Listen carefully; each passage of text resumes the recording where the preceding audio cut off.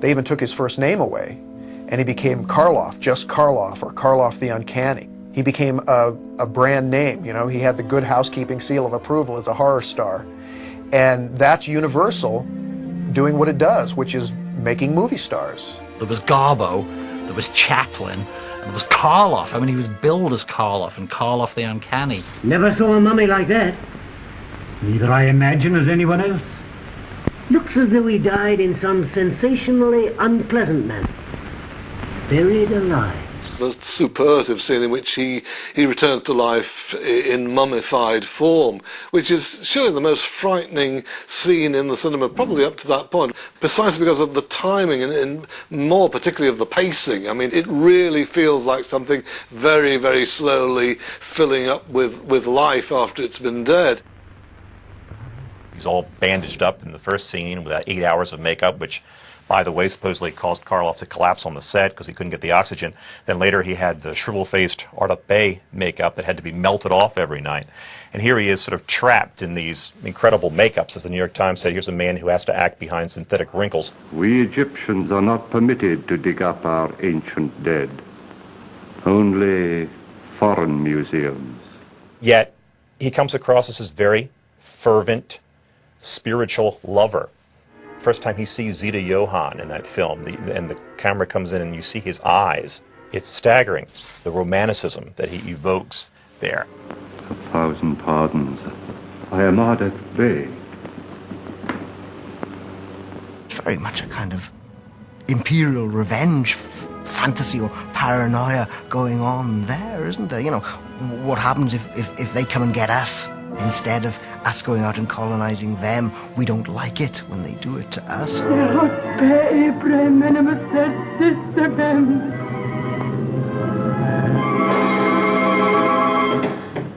A lot of the credit for the success of that picture went to Karloff.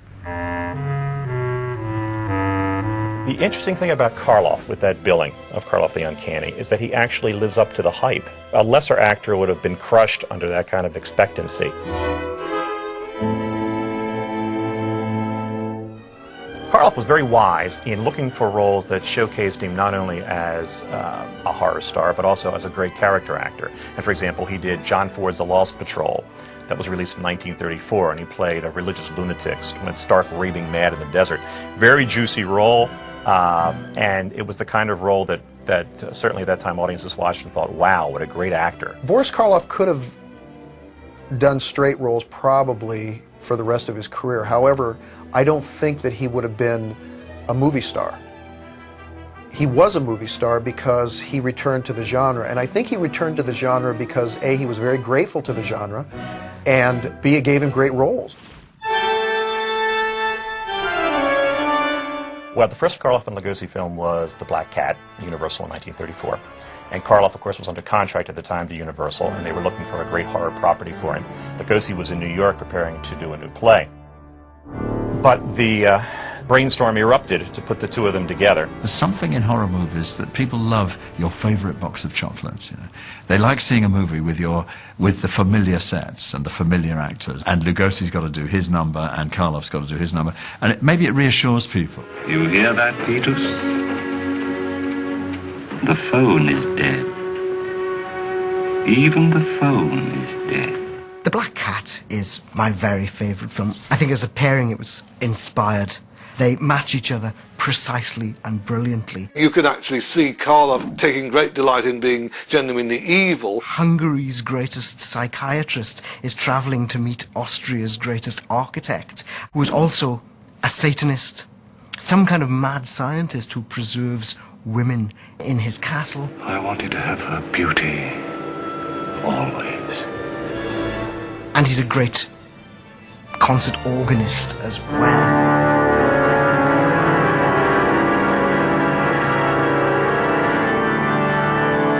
There's this great deranged chess match being played between these two insane polymaths. Checkmate.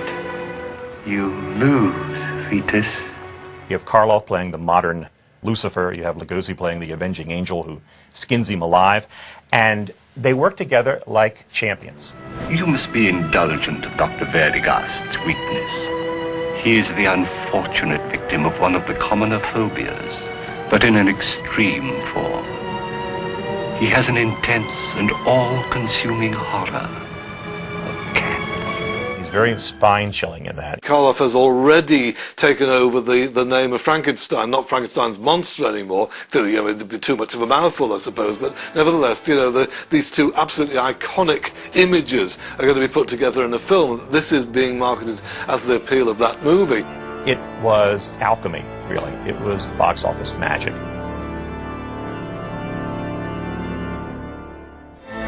They adjusted the billing on the Raven to say Karloff and Lugosi for the only time, but it was still Karloff, the top bill, even though in the Raven his role was only half as large as Lugosi's.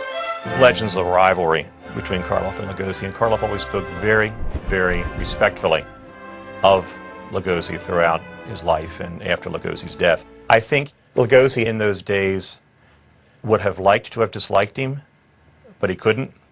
I think Karloff was simply too charming. I mean, he was funny on the set, and he sang Cockney ditties, and he was, you know, a delight, and he had tea breaks. Karloff had a twinkle in his eye. There's something slightly ironic about a lot of Karloff's performances. He's sort of watching himself doing it, and he's not taking himself 100% seriously. They worked together very, very peacefully because of the fact that they were both European gentlemen. Told him to keep his mouth shut. He gets the gag out of his mouth and starts yelling for the police. I had the acetylene torch in my hand. So you put the burning torch into his face, into his eyes. Well, sometimes you can't help things like that. When Bride of Frankenstein came along, of course, he was the logical choice to play the monster again, and he jumped at the opportunity, even though he disagreed with James Whale about allowing the monster to speak. The Frankenstein monster, Karloff's, was the first monster in the history of the cinema to be brought back to life after he was officially dead. I mean, he established that precedent, really. I mean, now we're used to them popping up at the end of the movie. This is going to be the story in which the monster didn't die at the end after all. We only thought he was dead. Karloff seemed to feel a responsibility to the character. He was happy to come back for Bride of Frankenstein, although he clashed with Whale over the direction that the character was taken. He thought, yeah, it was kind of breaking the frame. You know, it's what animators call off-model. Yeah, having the Frankenstein monster talk. For me, The Bride of Frankenstein is his best performance as the creature. The key scene where Karloff's concerned in The Bride of Frankenstein is with the hermit, the blind hermit in the forest, where which is a direct transcription of a whole chunk of the middle volume of the original novel, where the creature learns language and learns all about literature and things by meeting this family. No, this is good. Smoke. You try. Oh.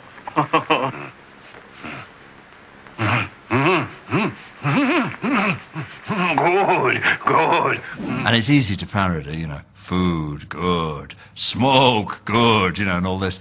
But it's genuinely touching. Blind hermit who is really beginning to enjoy and starting to laugh and enjoy, have a party in the middle of the forest. And this sad, lumbering creature. And they develop, in the space of 3 minutes, a relationship that's really, really touching. I think you can get a sense in which they pretty well did everything they possibly could do with the speaking monster. Not least, he becomes actually, in some ways, a very blackly comic figure. Oh. I thought I was alone. Good evening. Smoke. Friend. Yes, I hope so. Have a cigar. They're my only weakness. There's a great deal of underlying black and wicked wit in almost all of Whale's horror movies. If anything, he's playing the pathos even more in the second one, where he becomes Christ at one point. You know, there he is on this extraordinary treeless forest designed by Danny Hall, where you've got these upright trees which are like telephone pylons. They don't have any leaves, they don't have any branches, and Karloff is strapped to one of those. So he becomes a sort of Christ figure. How James Whale got that through the censors is one of the great mysteries, I think. The fact that the rest of the film has got more going for it than the performance means that it's perhaps less appreciated. I mean, the whole thing about The Bride of Frankenstein is it's not just got the Frankenstein monster. You know, it's got Elsa Lanchester, it's got Dr. Pretorius, and lots of quirky, interesting visual ideas. It's full of things that are great, and the Frankenstein monster is just one part of it. Whereas I think you'd have to say in the first film, the Frankenstein monster is 75% of why it's great. We belong dead.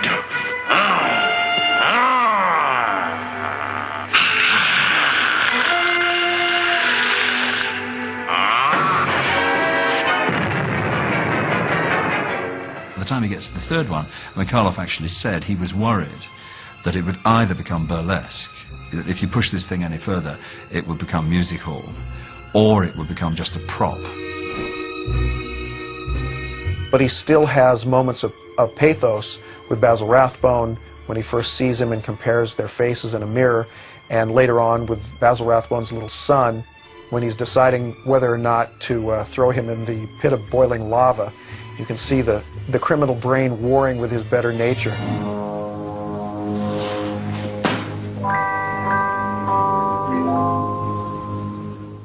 The monster becomes mute again, but he becomes, again, he reverts to the tragic figure of the first film. And in a sense, there's no more tragic or heart-rending moment in the series than when Karloff's monster realizes that his only friend, Igor, is dead. And that's a remarkable moment, and perhaps not yet fully as anthologized as I'm sure it will be as time goes on.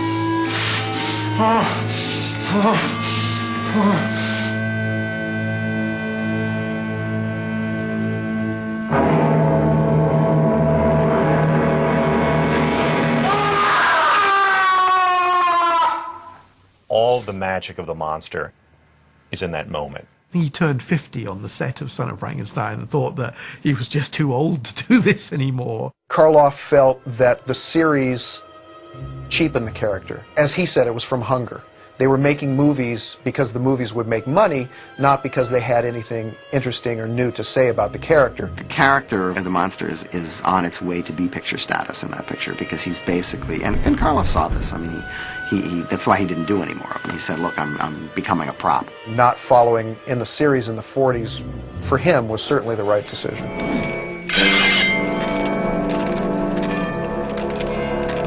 Razor sharp. It must be, Master Maud. He has a neck like leather. Tougher than yours, my rooster? In Tower of London, he has to kill the princes. He's this dreadful axeman, the headsman, who goes around killing everybody. And he has